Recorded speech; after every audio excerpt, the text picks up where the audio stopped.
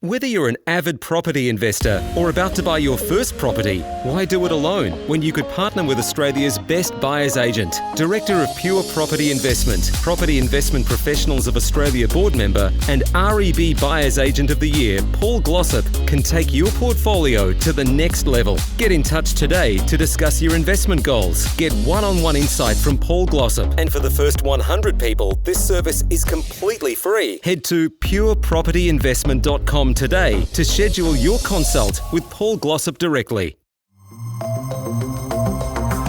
Welcome to the Smart Property Investment Show with your host, Phil Tarrant. Hello everyone, welcome to an all-new episode of the Smart Property Investment Show. Unfortunately, it's not Phil Tarrant hosting today, I'm Grace Ormsby, but as always, we're here to talk through all things property and share an investor story with you all. So today it comes courtesy of Simon Zammit. Simon, welcome to the Smart Property Investment Show. Hello, thanks for having me. Simon, you're based in Melbourne, right? Yeah. What's it like down there at the moment? At the moment, our lockdown's just starting to end, we hope. I think we have 1 or 2 more weeks left of stage 4. I've just come back to work. It's kind of exciting at the moment because we can go back out, go to cafes and go do a bit of shopping and whatnot, finally. So, yeah, it's pretty good in Melbourne. I'm imagining, it's been a pretty big emotional toll the last couple of months. Yeah, look, I'm one of the lucky ones. I feel bad kind of saying that, but I'm lucky because I've got a government job. So I've kind of been okay during this time. So I feel more for the hospitality workers. I've been a hospitality worker myself, so I feel bad for them and anyone that's out of a job at the moment. When I say that I've been okay, obviously being in a government job. So look, I've got a lot of friends that aren't feeling too good.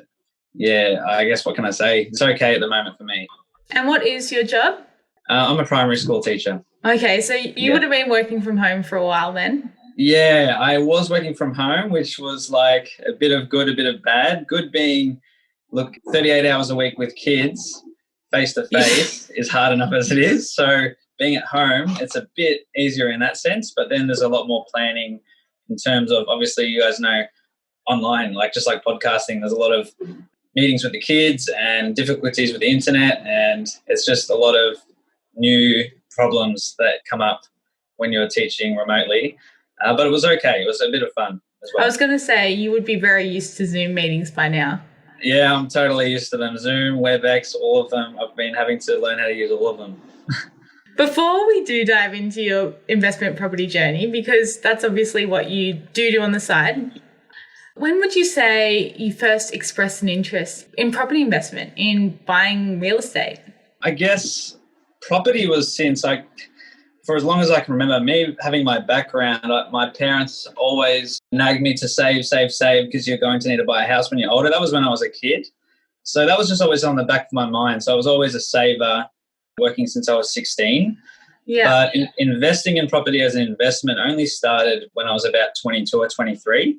My family were more old school, like save, buy a house, live in it, pay it off as quick as you can, and then you're free. Whereas my older brother, he was a year older than me, and he was ready to do that, but he actually started the other way around, investing in a property first as an investment and renting where you want to live, kind of like rent investing. So when I was 23, around that time is when I actually decided I'm going to be a property investor. That's going to be something that I'll end up doing instead of living in there, and paying it off yourself.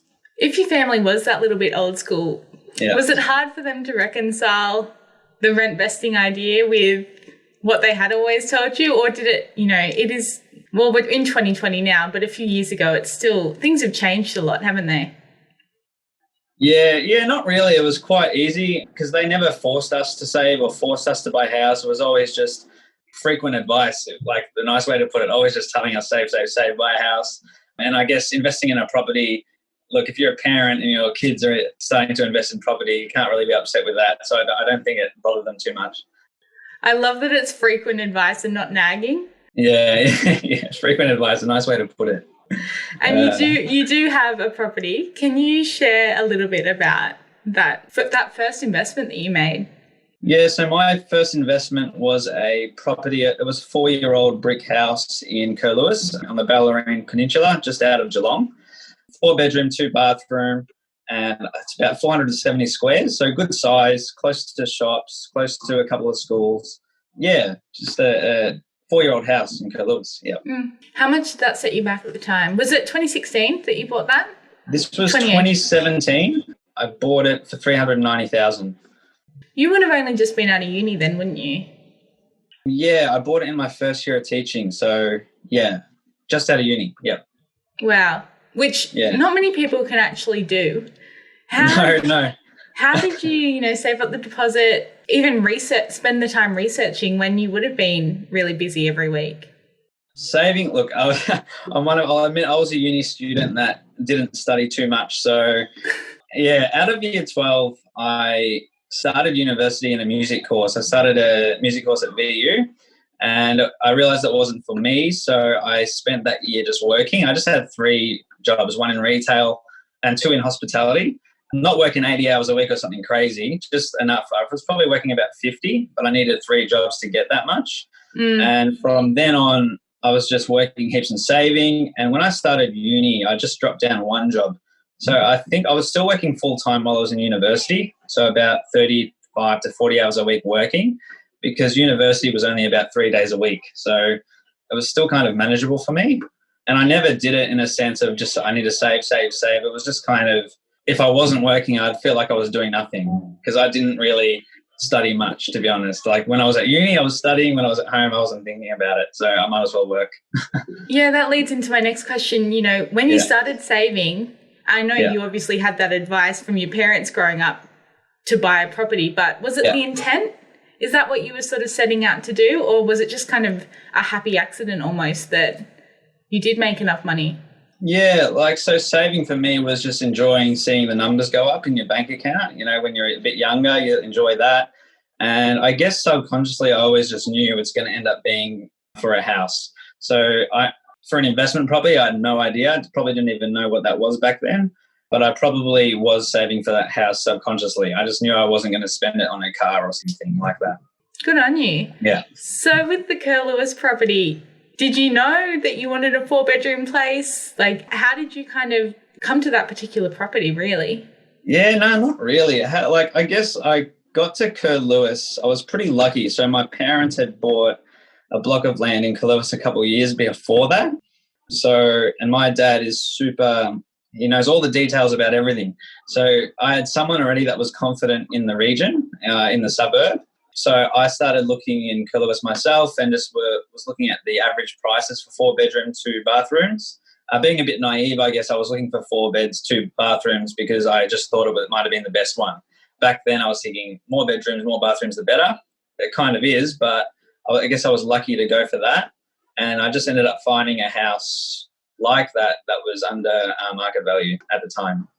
I was looking at things like closeness to schools, closeness to the water, shops, and just close to Geelong in general, because I have a strong opinion on, I think Geelong's a great market in Victoria itself. For sure, because it's got the coast, it's not too far from Melbourne. Yeah, it's got everything. It's got a little CBD, the water, and I just feel like a lot of people are already moving there, and I think that will only continue.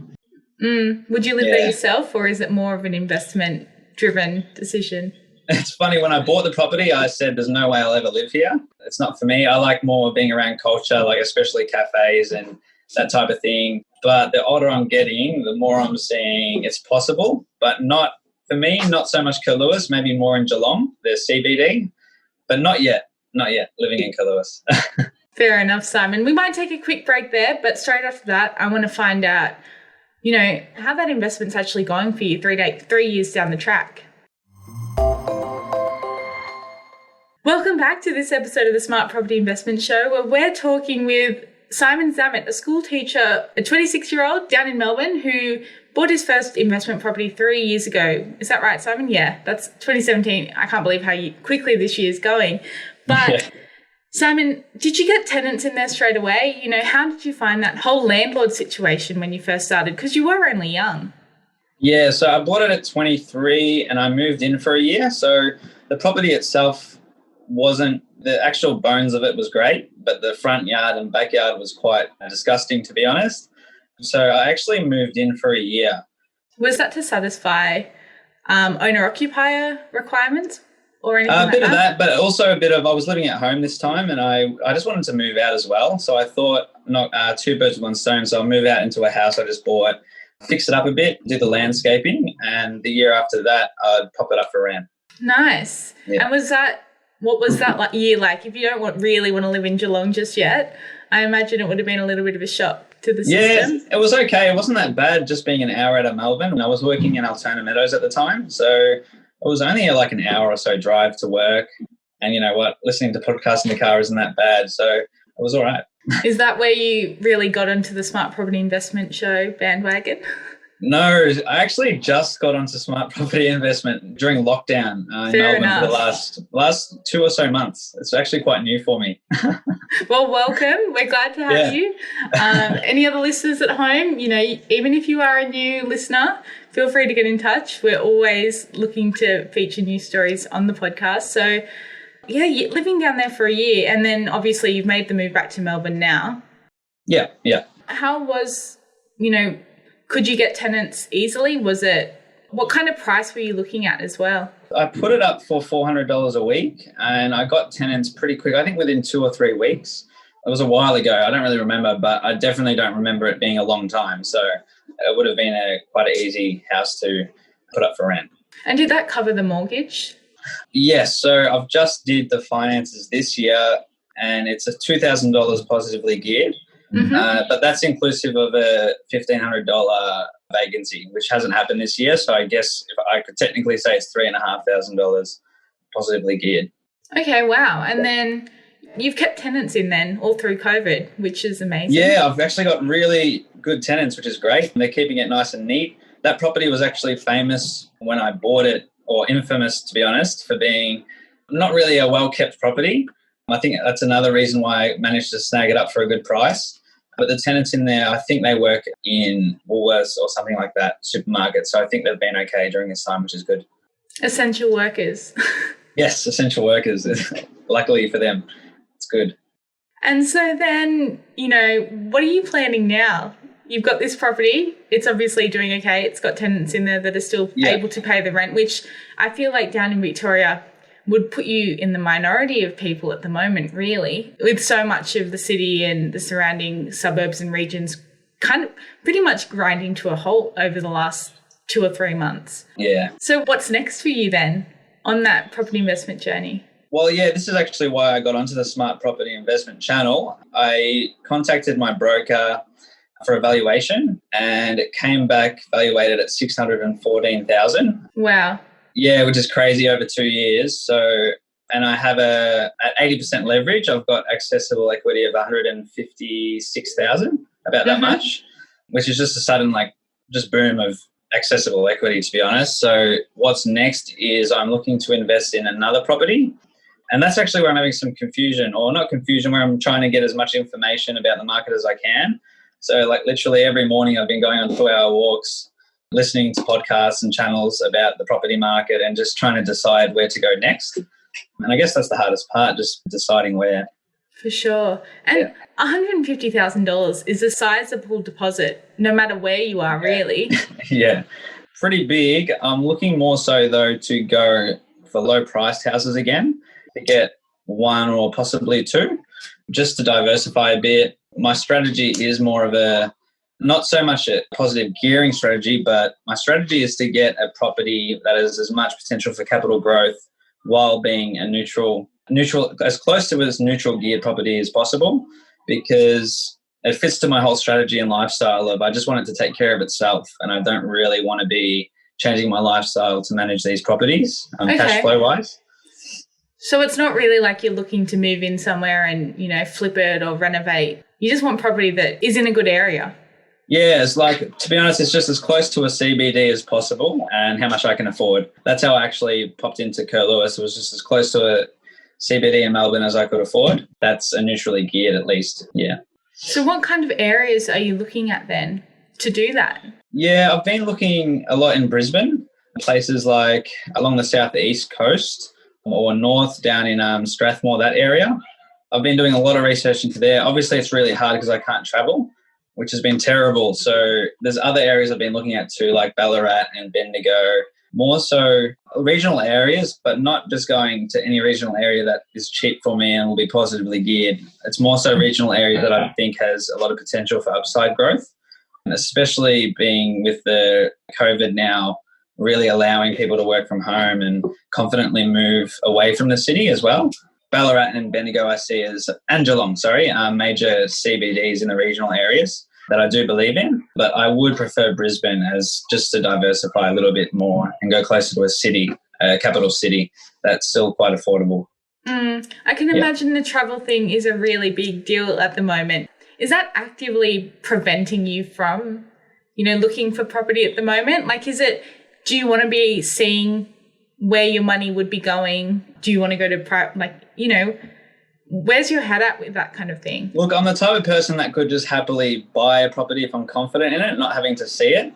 But interstate, where I've never been, I've never been to the northern parts of Brisbane, that's a lot harder because all it is to me is a map and data and information. Whereas if I was to buy something in Victoria and not be able to see it, I still know the areas and I have a bit of knowledge about it. So it is kind of stinting me a little bit. But look, I'm just doing as much research as I can and not trying to rush into it either. And as soon as those borders open, look, I'll probably be on the first plane out just to have a look and drive around. And for maybe a holiday to and a leave holiday the house. too. Yeah, that's it. Just a bit of a road trip. We're going to take another break there, but we'll be back shortly with Simon. Are low interest rates impacting on your investment returns? It's time to rethink. Rethink Investing creates wealth for clients through the strategic purchase of positively geared, high cash flow commercial property. Industrial properties, retail assets, or office spaces can be a smart investment option that produces significant and long-term return on investment. Rethink your investment options and look to commercial property. Learn more at rethinkinvesting.com.au. Rethink Investing, Australia's #1 commercial buyers agency. Welcome back to this episode of the Smart Property Investment Show, where I'm with Simon Zammit, a Melbourne-based school teacher who's looking to buy his second property. And I feel like there's probably a lot of listeners out there that are in the same boat, that have kept their jobs through COVID, that have stable income coming in from whatever is already in their portfolio. And it is a really ideal time to be buying right now, if you have the means to do so, Simon. I'm sure you'd agree. And you just said you're not in any kind of rush, but do you feel like an urge you want to be buying soon? Well, yeah, because I just feel like that equity is just sitting there and I don't want to miss out on any potential gain. But yeah, I'm a pretty chilled person. It's weird that I'm a property investor, but I'm investing because I'm a relaxed person. I don't want to have a lifestyle where I'm worried about my job or income. I just want to be financially free. So look, the quicker I get there, the better, which means I need to buy properties. But yeah, I am really eager to go, but I can't really because of COVID. So yeah, I'm in a bit of a weird situation.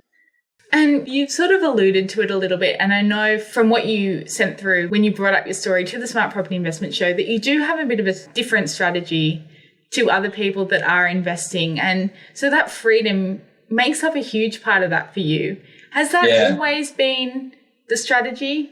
Has it just kind of been almost by chance that property can actually provide that for you? Oh, look, it's been a lifestyle for me. It started even before property. So I just jumped out of year 12 with the same issue everyone has, not really knowing what to do. And I ended up going into a teaching degree. And that was due to not really knowing what I wanted to do, but I knew I wanted a job that I wasn't going to hate. Because I've worked a lot of jobs before uni and I just wasn't passionate about them. And I knew I enjoyed being around kids and teaching kids. So I went into that course knowing that it's a good foundation to have to if I end up in teaching, it's not going to be a bad deal. And I guess I had the same type of mindset with property investing. Like the whole reason to invest for me was so that I'm not stuck in any job that I might not eventually like in the future. So I'm also a barista in Melbourne, and I equally enjoy teaching and working in hospitality, but I do see myself working in hospitality a lot more in the future. And I just see property investment as like a vehicle to get there comfortably. I could just lock, stop up and go now and just go for it. But I think my personality kind of forces me to create a foundation before I go off and do something crazy. And as we've seen, hospitality is quite high risk at the moment. Yeah, it definitely is. I bet you're glad that you've got a government job at this point and you're not a barista right now. Yeah, I was pretty happy, but even so, I'm still looking for cafes that are hiring like 1 day a week just because I love it so much. So, but yeah, I am lucky, as I said, to have a government job. So how many properties do you think you're going to need, to set up the lifestyle that you are looking for? What's the long-term plan? It's been changing. So my first long-term plan was to buy one property, and when I built up some equity, I'd use that equity to start up a business like a cafe. And now that I've built up that equity, but now being in the environment of COVID, I'm obviously not going to be opening up a cafe anytime soon. So it's kind of changed, whereas now I'm looking to build a stronger and more solid base of properties. So maybe, I don't even know, it could be 3, could be 5, but look, just enough to eventually fund a lifestyle once they're all paid off. And look, I haven't really gotten into numbers. It might be worth $3 million, let's say. If it's paid off at $3 million with an average rent of whatever it is, 3%, what is that, like $30,000 a year, something like that? I could, I guess, live off that. I could work 2 days a week and live off $30,000. I feel like it would even be a bit more than that probably. Like, as inflation happens and as all that, all those numbers. But It sounds like you've got a really good research backing your decision making. It doesn't sound like you've gone into this blindly at all. Yes. Which is a credit to you, really, to be doing that so young. And especially if you haven't heard of the Smart Property Investment Show, hadn't heard of it until this year. But I hope, this show and the resources that we have does go some way into, helping you work out what you want and what you need from the property industry in Australia. So, Simon, thanks so much for sharing your story with us today. It'll be really interesting to see once you get that next property, wherever it may be, whether it's interstate or locally. Please keep us updated. Yep, no worries. Thanks for having me. To everyone at home, if you enjoyed this show, please leave a review on whatever platform you're using to listen in, and be sure to subscribe if you haven't already. And if you have any questions for the Smart Property Investment team, don't hesitate to reach out either via our social media channels or at editor@smartpropertyinvestment.com.au. Also, Simon, I feel like you're the kind of person that we can put a call to action out to anyone who might have some insight or intelligence that they might be able to offer you. I feel like this is a great episode to be doing that because you do seem like you're just not sure what your next steps are. Yeah, I guess so. I'm just not sure where to go next, really. There's too many options at the moment, and I kind of just need to look at one area and really study that area. Yeah. Well, best of luck. We'll see if anyone comes back with any kind of good information for you on that. But until next time, to everyone listening at home, stay safe and well, and bye-bye for now. The information featured in this podcast is general in nature and does not take into consideration your financial situation or individual needs and should not be relied upon. Before making any investment, insurance, tax, property or financial planning decision, you should consult a licensed professional who can advise whether your decision is appropriate for you. Guests appearing on this podcast may have a commercial relationship with the companies mentioned. Are you ready for a career change? Have you ever considered mortgage broking? The New Broker Academy is the must-attend virtual conference that delivers the blueprint for building a successful business for every new broker. Discover why the demand for mortgage brokers continues to soar and how you can become a part of this lucrative and booming financial services sector. Register for free today at newbrokeracademy.com.au.